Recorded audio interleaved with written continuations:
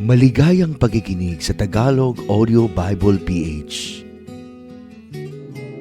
Mateo Kapitulo 22. At sumagot si Jesus at muling pinagsalitaan sila sa mga talinghaga na sinasabi, tulad ang kaharian ng langit sa isang hari na naghanda ng piging ng kasalan ng kanyang anak na lalaki, at sinugo ang kanyang mga alipin upang tawagin ang mga inanyayahan sa piging ng kasalan, at sila'y ayaw magsidalo. Muling nagsugo siya sa ibang mga alipin na sinasabi, sabihin ninyo sa mga inanyayahan, narito, inihanda ko ng aking piging, pinatay ko ang aking mga baka at mga hayop na matataba, at ang lahat ng mga bagay ay nahahanda na. Magsiparito kayo sa piging ng kasalan. Datapat hindi nila pinansin at sila'y nagsiyaon sa kanilang lakad, ang isa'y sa kanyang sariling bukid, ang isa'y sa kanyang mga kalakal, at hinawakan ng mga iba ang kanyang mga alipin at sila'y dinuwahagi at pinagpapatay. Datapwat, ang hari ay nagalit at sinugo ang kanyang mga hukbo at pinuksa ang mga mamamatay taong yaon at sinunog ang kanilang bayan. Nang magkagayoy, sinabi niya sa kanyang mga alipin, nahahanda ang kasalan, ngunit hindi karapat-dapat ang mga inanyayahan.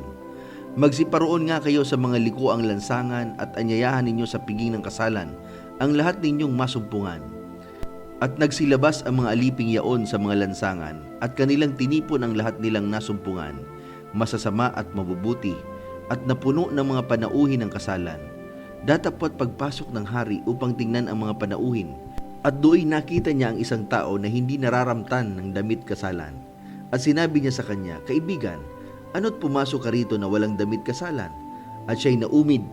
Nang magkagayoy, sinabi ng hari sa mga naglilingkod, gapusin ninyo ang mga paa at mga kamay niya, at itapon ninyo siya sa kadiliman sa labas. Diyan na nga ang pagtangis at ang paggangalit ng mga ngipin, sapagkat marami ang mga tinawag, datapwat kakaunti ang mga nahirang. Nang maggagayoy, nagsialis ang mga Fariseyo at nag-usap sila kung paano siya mahuhuli sa kanyang pananalita. At sinugo nila sa kanya ang kanilang mga alagad, na kasama ng mga Herodanyo na nagsisipagsabi, Guro, nalalaman naming ikaw ay totoo at itinuturo mong may katotohanan ang daan ng Diyos, at hindi ka nangingimi kaninuman, sapagkat hindi ka nagtatangi ng tao. Sabihin mo nga sa amin, ano sa akala mo? Matuwid bang magbuwis kay Cesar o hindi? Datapwat napagkilala ni Jesus ang kanilang kasamaan at sinabi sa kanila, bakit ninyo ako tinutokso?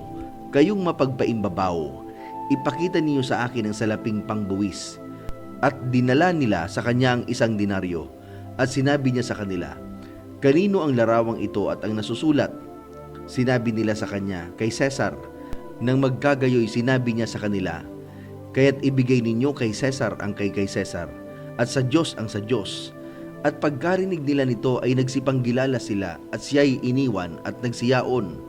Nang araw na yaon ay nagsilapit sa kanya ang mga Saduseyo, na nagsasabing walang pagkabuhay namang uli, at siya'y kanilang tinanong, na sinasabi, Guro, sinabi ni Moises, kung mamatay na walang mga anak ang isang lalaki, ay mag-aasawa ang kanyang kapatid na lalaki sa asawa niya, at magkakaanak sa kanyang kapatid na lalaki. Nagkaroon nga sa amin ng 7 magkakapatid na lalaki, at nag-asawa ang panganay at namatay, at sapagkat hindi siya nagkaanak, ay iniwan niya ang kanyang asawa sa kanyang kapatid na lalaki. Gayon din naman ang nangyari sa pangalawa at sa pangatlo hanggang sa ikapito. At sa kahuli-hulihan nilang lahat ay namatay ang babae. Sa pagkabuhay ngang muli, sino kaya doon sa 7 ang magiging asawa, sapagkat siya'y naging asawa nilang lahat? Ngunit sumagot si Jesus at sinabi sa kanila, nagkakamali kayo sa hindi pagkaalam ng mga kasulatan ni ng kapangyarihan man ng Diyos, sapagkat sa pagkabuhay namang uli ay hindi na mag-aasawa ni mga pag-aasawahin pa, kundi gaya ng mga anghel sa langit.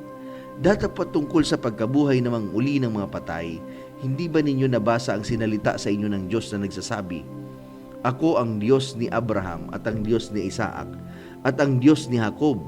Ang Diyos ay hindi Diyos ng mga patay, kundi ng mga buhay. At nang marinig ito ng karamihan ay nagtaka sa kanyang aral. Datapwat nang marinig ng mga Fariseyo na kanyang napatahimik ang mga Saduseyo, ay nagkatipon sila.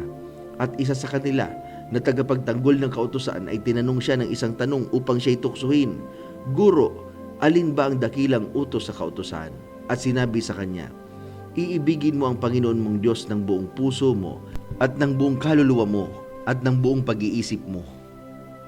Ito ang dakila at pangunahing utos.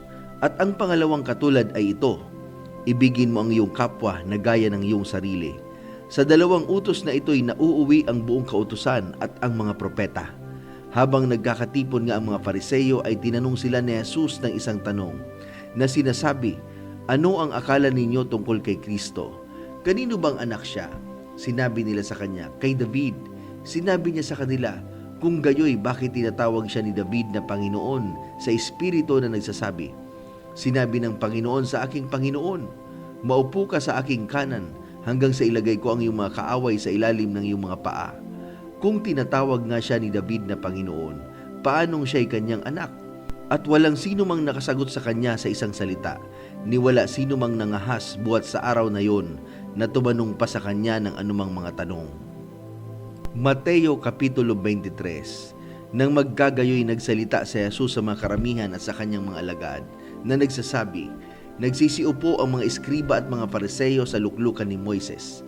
Lahat ng mga bagay na sa inyo'y kanilang ipinag-utos ay gawin ninyo at ganapin. Datapat huwag kayong magsigawa ng alinsunod sa kanilang mga gawa, sapagkat kanilang sinasabi at hindi ginagawa.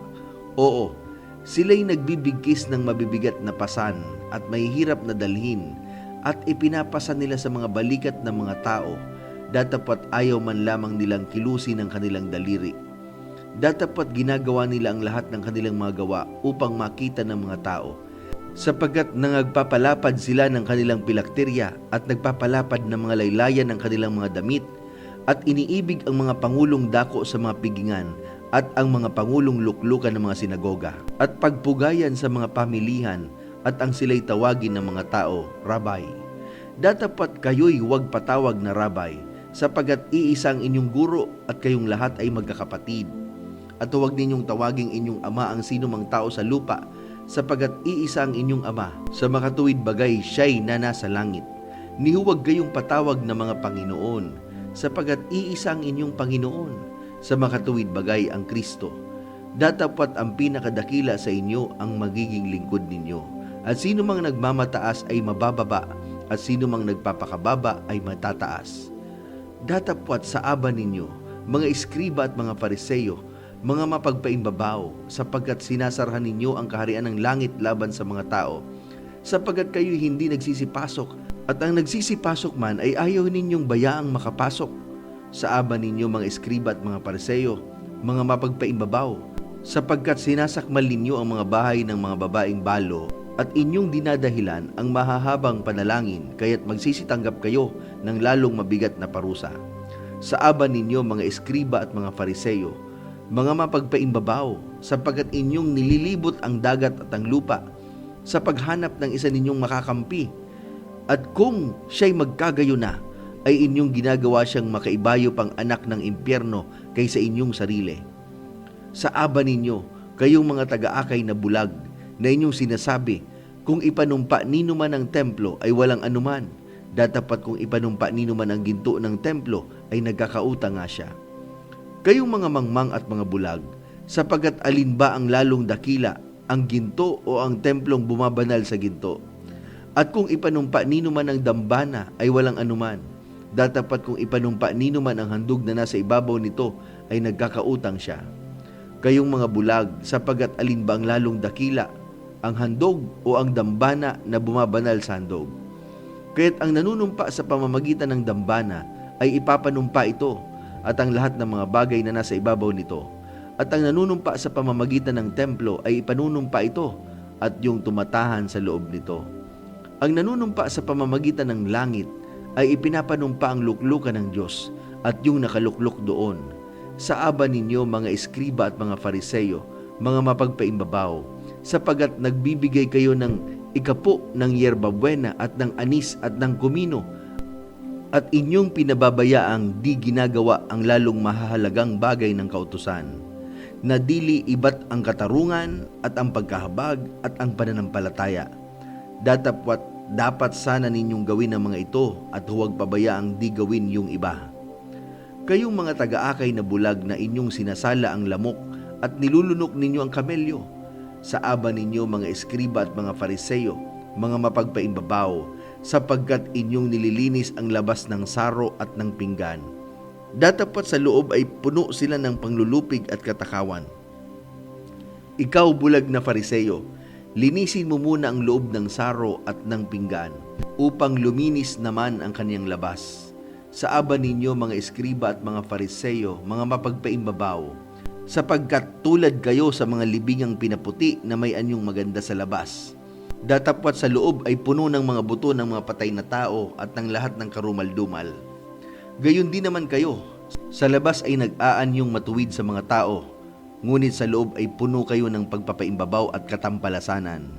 Sa aba ninyo mga eskriba at mga Fariseo, mga mapagpaimbabaw, sapagkat itinatayo ninyo ang mga libingan ng mga propeta at inyong ginagayakan ang mga libingan ng mga matuwid. At sinasabi ninyo, kung kami sana ang nabubuhay ng mga kaarawan ng aming mga magulang, hindi sana kami nakaramay nila sa dugo ng mga propeta. Kaya't kayo'y nagpapatotoo sa inyong sarili na kayo'y mga anak niyaong mga nagsipatay ng mga propeta. Punuin nga ninyo ang takalan ng inyong mga magulang. Kayong mga ahas, kayong mga lahi ng mga ulupong, paanong makakawala kayo sa katulan ng impyerno? Kaya't narito, sinusugo ko sa inyo ang mga propeta at mga pantas na lalaki at mga eskriba. Ang iba sa kanila ay inyong papatayin at ipapako sa krus, at ang iba sa kanila ay inyong hahampasin sa inyong mga sinagoga, at sila'y inyong pag-uusigin sa bayan-bayan, upang mabubo sa inyo ang lahat ng matuwid na dugo na nabuo sa ibabaw ng lupa, buhat sa dugo ng matuwid na si Abel hanggang sa dugo ni Zacarias na anak ni Barakyas, na pinatay ninyo sa pagitan ng santuaryo at ng dambana. Katotohanang sinasabi ko sa inyo, ang lahat ng mga bagay na ito ay darating sa lahing ito. O Jerusalem, Jerusalem, na pumapatay sa mga propeta at bumabato sa mga sinusugo sa kanya. Makailang inibig kong tipunin ang inyong mga anak, na gaya ng pagtitipon ng inahing manok sa kanyang mga sisiw sa ilalim ng kanyang mga pakpak, ay ayaw nyo. Narito, ang inyong bahay ay iniwan sa inyong wasak, sapagkat sinasabi ko sa inyo, buhat ngayon ay hindi ninyo ako makikita, hanggang sa inyong sabihin, mapalad ang pumaparito sa pangalan ng Panginoon.